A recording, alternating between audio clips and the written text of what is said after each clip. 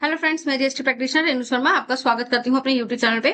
Friends, आज हम इस वीडियो में डिस्कस करने वाले हैं सीबीआईसी ने जो हमारे को एफएक्यूज दिए हैं उसमें क्वेश्चन अराइज हमारे पास हो रहा है कि अगर आपने सप्लाई कर दी है रेट चेंज होने से पहले तो किस तरीके से इनवॉइसिंग होगी। आपके पास पेमेंट आ चुकी है एडवांस में तो किस तरीके से आपको इनवॉइसिंग करनी है।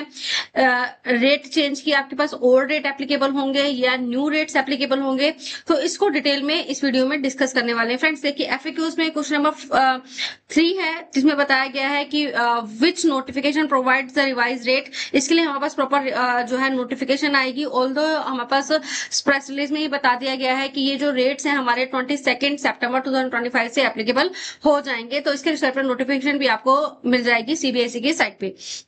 देखिए यहाँ पे क्वेश्चन नंबर 4 हमें कहता है what happen to the applicable rate of tax if I had supply goods और service or both before the changes in GST rate come into the force but before the invoice were issued letter.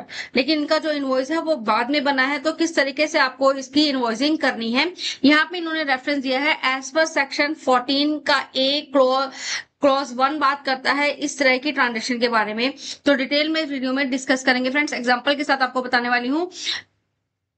देखिए यहाँ पर question number 5 है what would be the GST rate applicable if I received advance for supply of goods और services और both but supply has not been completed और invoice is not been issued yet. तो यहाँ पे इन्होंने reference दिया है सेक्शन 14 का। सेक्शन 14 मैंने आपके यहाँ ओपन किया हुआ है, जो बात करता है changes in rate of tax in respect of supply goods और सर्विसेज के बारे में बात करता है। Time and value of supply किस तरीके से निकालेंगे वो हमारे को सेक्शन 14 बात करता है। फ्रेंड्स, इसके लिए मैं आपको इजी भाषा में आपको बताऊंगी, डायरेक्ट सी लैंग्वेज आपको नहीं बता रही हूँ कि वीडियो थोड़ी लंबी हो जाएगी। मैंने फ्रेंड्स इस वीडियो में एग्जांपल के साथ सीखेंगे किस तरीके से आपको इनवॉइसिंग करनी है ताकि फ्यूचर में आपके पास कोई भी नोटिस ना आए, क्योंकि आप अगर प्रॉपर इनवॉइसिंग सही से नहीं करेंगे कि कौन से रेट एप्लीकेबल हो रहे हैं तो आपको फ्यूचर में प्रॉब्लम आ सकती है। तो डिटेल में एग्जाम्पल के साथ समझने वाले हैं कि किस तरीके से आपको इनवॉइसिंग करनी है। यहाँ पे आपको सिंपल सी भाषा में एग्जांपल के साथ आपको यहाँ पर समझाऊंगी। सेक्शन 14 मैंने आपको दिखा दिया है, सेक्शन 14 में यही चीजें बताई गई हैं। देखिए यहाँ पर हमारे जो रेट हैं, जो हमारे अर्लियर रेट थे, जैसे एज यू नो फ्रेंड, जो हमारे अब रेट एप्लीकेबल होंगे, जो हमारे न्यू रेट है वहां पे 5% और 18% का ही स्लैब रहने वाला है। अगर पहले किसी के रेट 12% थे ओल्ड रेट और जो न्यू रेट है अब हम बात करने वाले हैं 18% हो गए हैं, तो उस केस में आपने क्या करना है, जो मैंने एग्जांपल सेट किया वो 12 और 18 का ही सेट किया है। देखिए यहाँ पर हमें बात करता है जो रेट इफेक्ट होने वाले हैं वो हमारे 22 सितंबर 2025 से एप्लीकेबल हो जाएंगे। देखिए बात केस स्टडी देखते हैं। पहला 1 है केस स्टडी, सप्लाई बिफोर 22 सितंबर 2025, यानी कि 22 सितंबर से पहले आपने जो है सप्लाई कर दी है।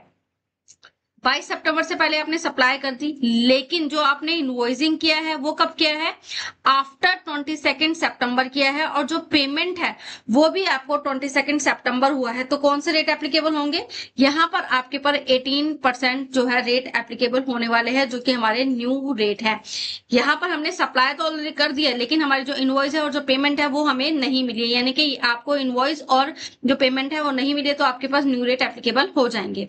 अब आपने क्या किया है, सप्लाई आपने कर दी है पहले 22 सितंबर से पहले, इनवॉइसिंग भी आपके हो चुकी है 22 सितंबर से पहले, यानी कि 2 इवेंट जो है आपके 22 सितंबर से पहले हो चुके हैं, और जो पेमेंट मिली है वो आपको 22 सितंबर के बाद मिली है। तो यानी कि आपके पर ओल्ड रेट एप्लीकेबल होंगे, नहीं नए रेट एप्लीकेबल नहीं होंगे।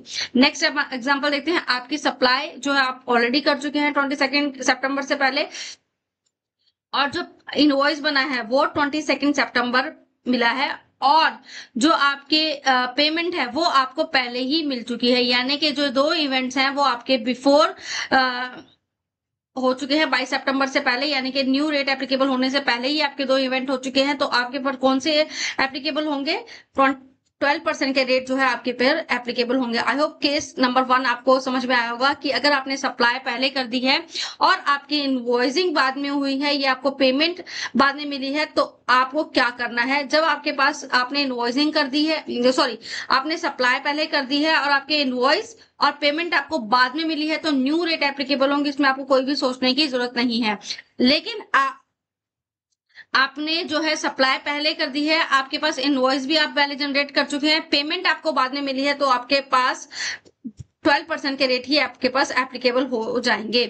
अब थर्ड केस क्या बनता है, आपने सप्लाई भी कर दी, आपके पास एडवांस पेमेंट मतलब आपके पास पेमेंट भी आ चुकी है नए रेट लगने से पहले, लेकिन आपने इनवॉइसिंग नहीं की है, तो उस केस में भी आपके ओल्ड ही रेट एप्लीकेबल होंगे एज पर सेक्शन 14 के अकॉर्डिंग, जो हमें बात करता है time of supply in case of rate change की वजह से। तो आपको इस तरीके से इनवॉइसिंग करनी है। अब बात करते हैं केस नंबर 2 की। केस नंबर 2 कहता है सप्लाई आफ्टर 22 सितंबर की, हमारे जो न्यू रेट है, न्यू रेट के बाद आपने जो है सप्लाई करी है, तो इस केस में क्या होगा। देखिए इस केस में आपने, हमारे तीनों ही केस में हमने सप्लाई कब की है, बाद में की है।